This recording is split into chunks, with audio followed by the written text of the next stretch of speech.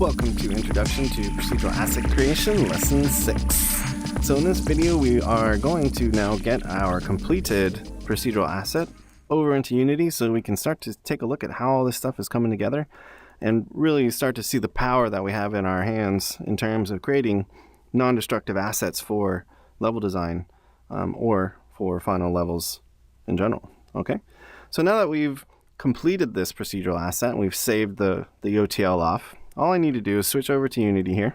Okay, you can see I have a previous version of this particular OTL already made.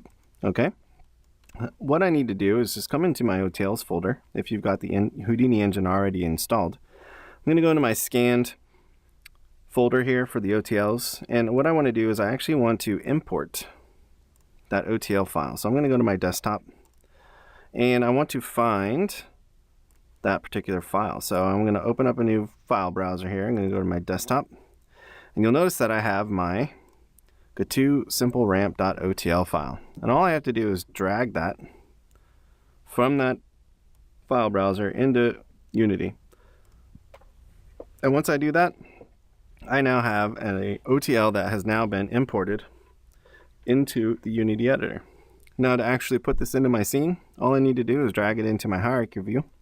And you'll notice right off the bat that we have now a new OTL file, or a new procedural asset inside of Unity over here. And you'll notice also that we actually have the same user interface that we set up over in Houdini available to us now inside of Unity. Now this is pretty amazing in terms of creating a very flexible workflow with your 3D assets for your game development projects. Okay, you also notice that we are procedurally generating the collision mesh. So whenever I change any portion of this particular asset here, that collision mesh is also being generated.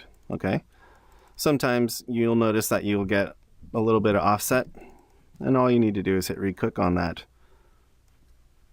Houdini asset up here, and it will reset that collision mesh to the proper area. So what I can do is actually create just a wedge shape with this asset, pull down the height a little bit, or I can put it back to a curve, re-click that collision mesh, and now I've got my curved ramp back.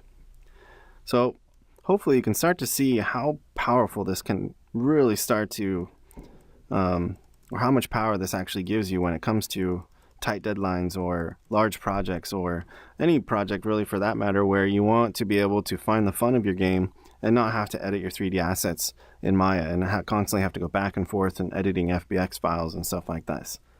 All right, this allows you to create procedural assets that can be updated dynamically inside of Unity. We can even change the colors if we want.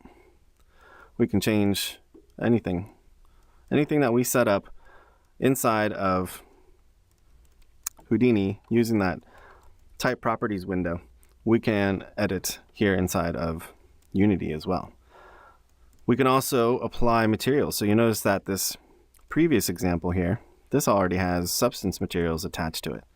And so really that's the next level in terms of getting a final procedural asset for Unity settled, so we can apply it to a real professional pipeline for video game development.